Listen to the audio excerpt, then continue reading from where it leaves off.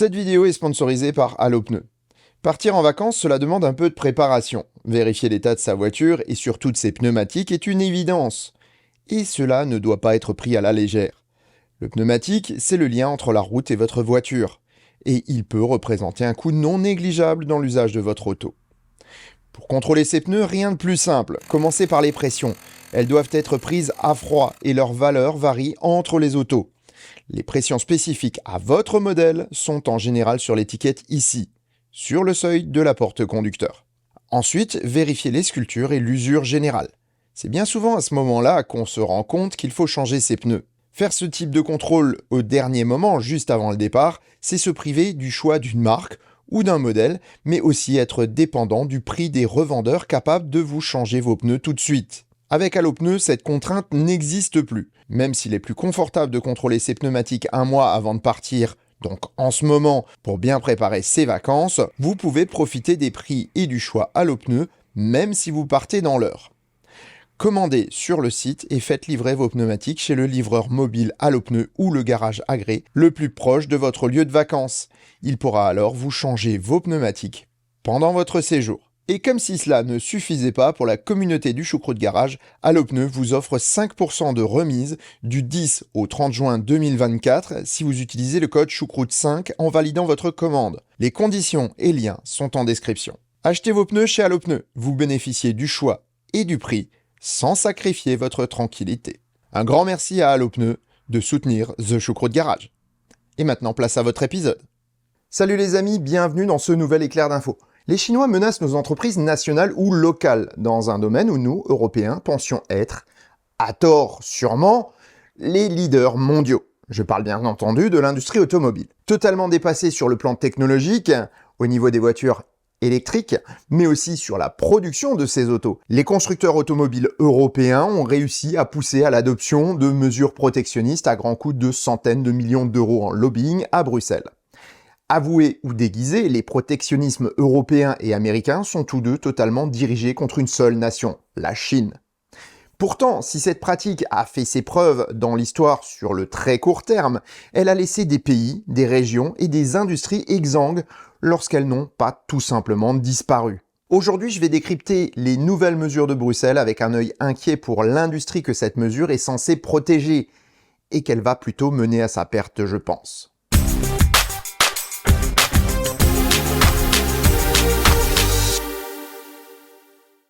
Dans ma dernière vidéo, j'avais parlé de l'analogie de la digue de sac de sable face à la marée montante. Je vais la reprendre ici, car elle a tout son sens. Commençons par un peu de contexte. Rien n'est jamais figé dans le monde économique et depuis la révolution industrielle, les choses ont tendance à changer de plus en plus vite. Les technologies, c'est comme des vagues successives qui balayent un marché. La machine à vapeur a balayé la traction animale et le pétrole a balayé la machine à vapeur et le charbon. C'est au tour de l'or noir de subir les premiers assauts des énergies décarbonées, et en particulier la plus pratique et efficace, l'électricité. Or, si dans pas mal de domaines, l'industrie du pétrole n'a pas jugé bon de s'opposer à la montée des énergies alternatives, c'est pour une bonne raison. Le fioul domestique est, par exemple, un produit qui est utilisé à deux fins. Le chauffage, certes, mais aussi sous la forme du carburant automobile appelé gazole.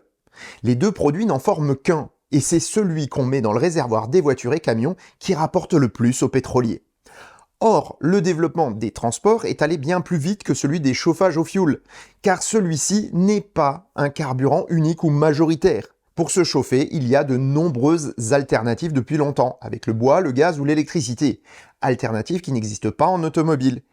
Et c'est problématique. L'électricité, d'ailleurs, ces derniers temps, prend des parts de marché importantes depuis l'avènement des pompes à chaleur et offre une belle opportunité d'économie pour les ménages et collectivités. La stratégie des pétroliers a été de laisser faire car le fioul de chauffage trouvait preneur à bien meilleur prix à la pompe avec le développement des voitures diesel, mais aussi du transport par la route.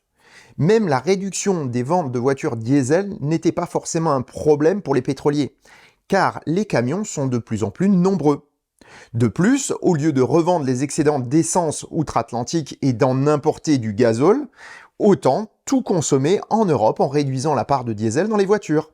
L'équilibre est meilleur et les pétroliers économisent sur les frais de transport. Et c'est pas pour autant que le prix à la pompe baisse, au contraire. Leurs marges s'envolent donc pour le plus grand bonheur de leurs actionnaires. La voiture électrique, les pétroliers l'ont vue arriver d'un air goguenard car la technologie l'a confinée à des usages marginaux.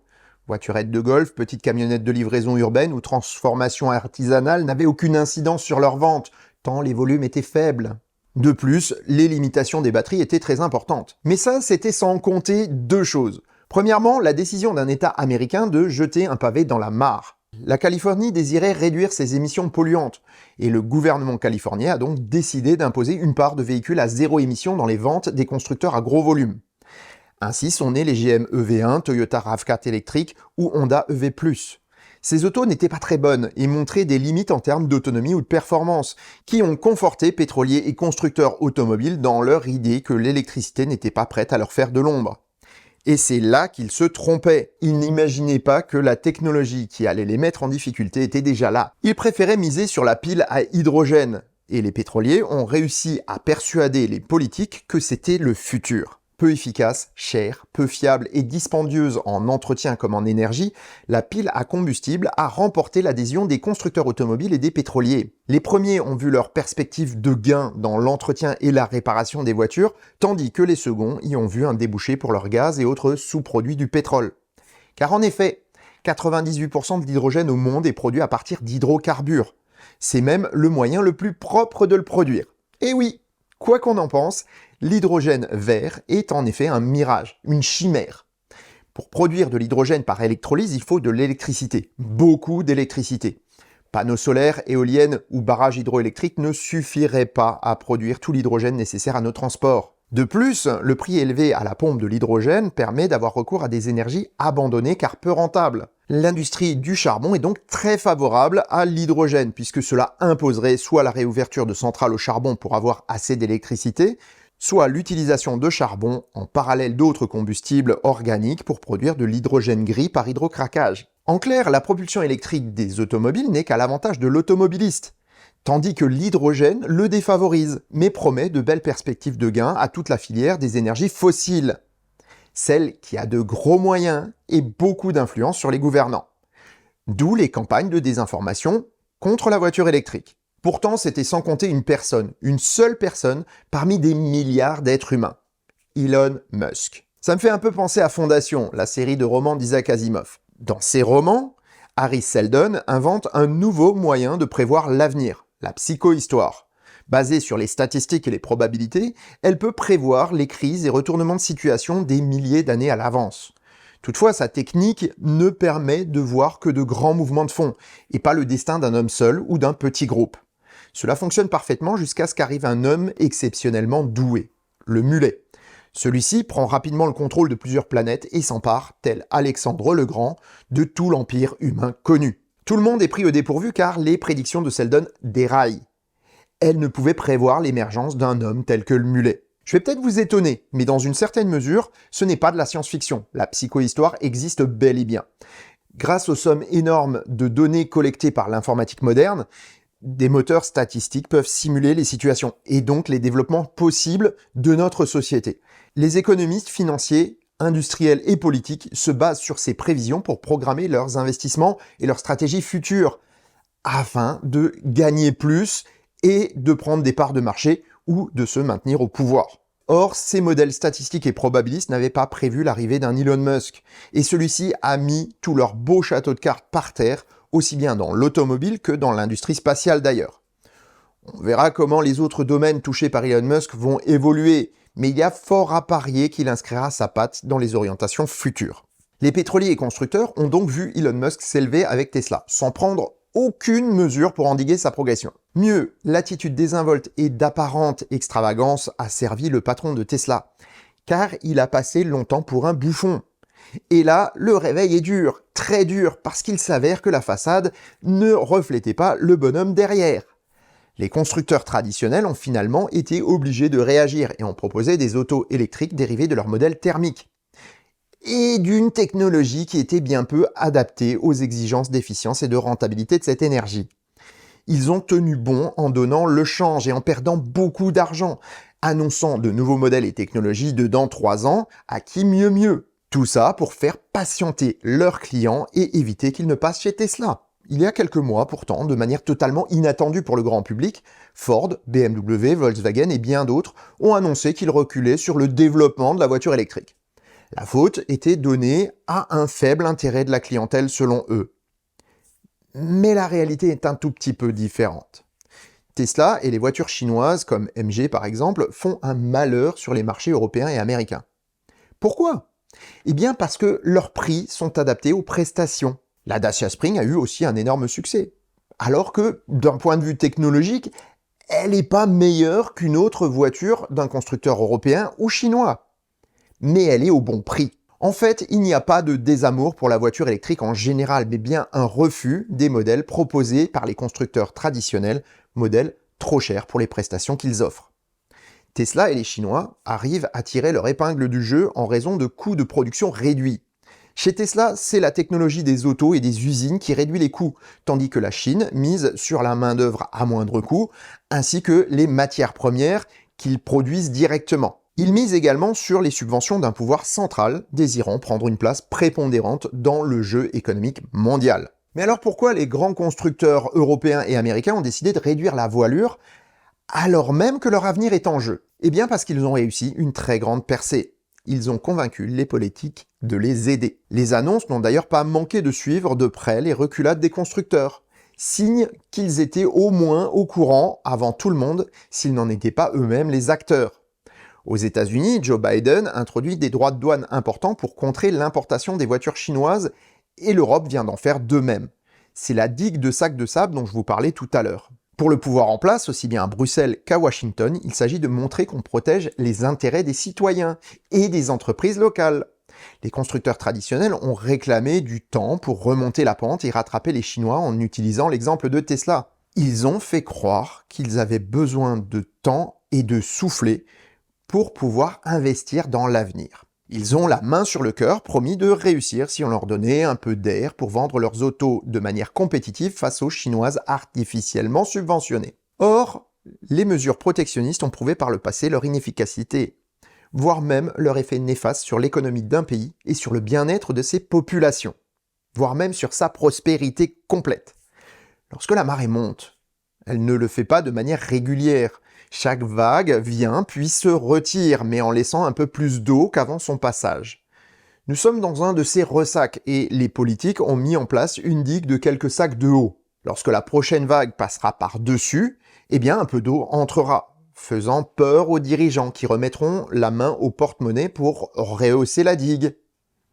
Pendant ce temps, les constructeurs automobiles traditionnels pourront continuer à vivre comme ils l'ont toujours fait, en faisant des bénéfices, sans avoir à rien améliorer chez eux. En effet, pourquoi investir lorsqu'on gagne de l'argent et qu'on satisfait ses actionnaires?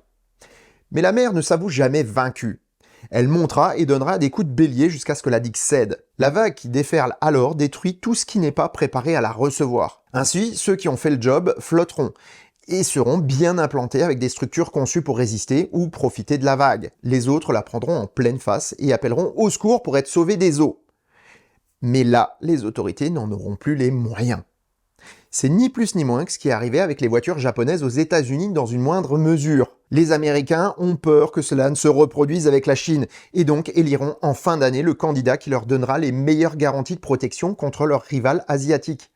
Voilà pourquoi Joe Biden a mis en place ces mesures anti-chinoises. C'est pour faire échec aux républicains et à leur politique égocentrique et vindicative. Mais est-ce la bonne solution? Eh bien en fait, oui et non.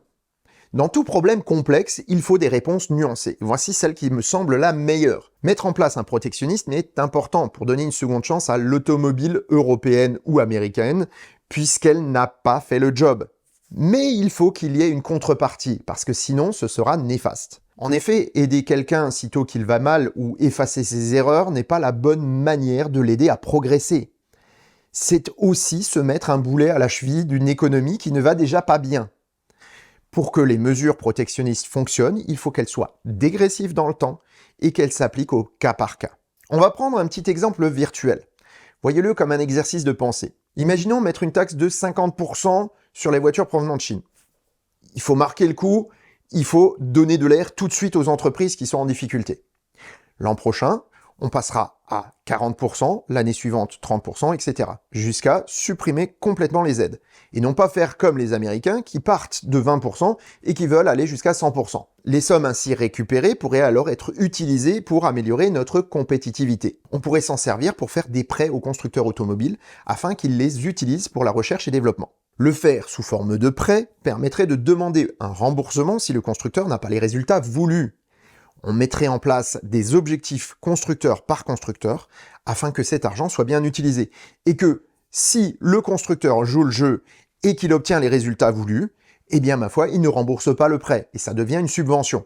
Si le constructeur ne fait pas le job, eh bien dans ce cas-là, il devra rembourser le prêt. Pénalité qui s'ajoutera à ses résultats déjà plus mauvais que les autres. Et donc, le constructeur aura de plus en plus de mal à survivre. On pourra couper les branches mortes et garder celles qui font le job. Ainsi, un constructeur qui développerait ses productions en Europe pour les voitures, mais aussi pour les éléments qui les composent, se verra doublement avantagé. Il sera protégé par les barrières douanières contre les constructeurs chinois et verra sa rentabilité boostée par de l'argent public, lui donnant un avantage concurrentiel face aux autres constructeurs européens. Ceux qui joueront le jeu se verront ainsi beaucoup plus compétitifs que les autres. En réduisant petit à petit les taxes à l'importation et les prêts de développement sur la durée, on maintient une pression sur les entreprises, qui devront toujours s'adapter pour subsister. Ainsi, c'est l'économie européenne qui gagnera en compétitivité, ce qui rend les barrières douanières inutiles, mais en plus nous rend de nouveau attractifs pour l'exportation. C'est un retournement de situation qui est impossible si on n'utilise que le volet des barrières douanières. C'est un peu comme le bonus, qui finalement terminait dans la poche des actionnaires des entreprises plutôt que de terminer dans la poche de l'utilisateur. C'est d'autant plus vrai que le pays lésé, ici la Chine, réagira forcément, soit par des aides, soit par la taxation des produits importés. Ce qui nous pénalise donc, nous, au niveau de nos exportations vers la Chine, et réduit donc les bénéfices de la barrière douanière. Ce type de disposition ne fera qu'exacerber l'inventivité chinoise pour les contourner, ou pour s'y conformer de la meilleure des manières, en devenant encore plus compétitif que nous. En fait, c'est le chat qui se mord la queue. À vouloir trop protéger, eh bien, on pénalise notre propre économie. En conclusion, cette guerre d'annonces et de mesurettes fiscales, aussi bien chinoises qu'américaines ou européennes, ne débouche sur rien de bon pour personne. Cela rend les autos plus chères pour les clients, réduit l'innovation et la capacité à survivre de l'industrie européenne. Elle précipite une chute qu'il est encore possible d'éviter si on réagit, mais tout de suite, immédiatement. À la vitesse où vont les choses, ce n'est pas en décennies que se compte la survie de notre industrie automobile, mais en années. Et ce ne sera que justice, car l'économie n'a pas de sentiment. Elle sanctionne et récompense seulement en fonction des bonnes ou mauvaises décisions et des efforts entrepris. Voilà, c'est tout pour aujourd'hui, j'espère que cette vidéo vous a plu. Si vous en voulez d'autres, mettez-le moi en commentaire. Et surtout, si ça vous plaît et que vous n'êtes pas abonné, pensez à le faire. On arrive aux 100 000. On vous prépare quelque chose de super sympa pour ce moment-là. Mais ça, je vous le laisserai découvrir. Sur ces bonnes paroles, je vous souhaite bonne route et vous dis à bientôt pour un prochain épisode de Choucroute Garage. Portez-vous bien. Ciao.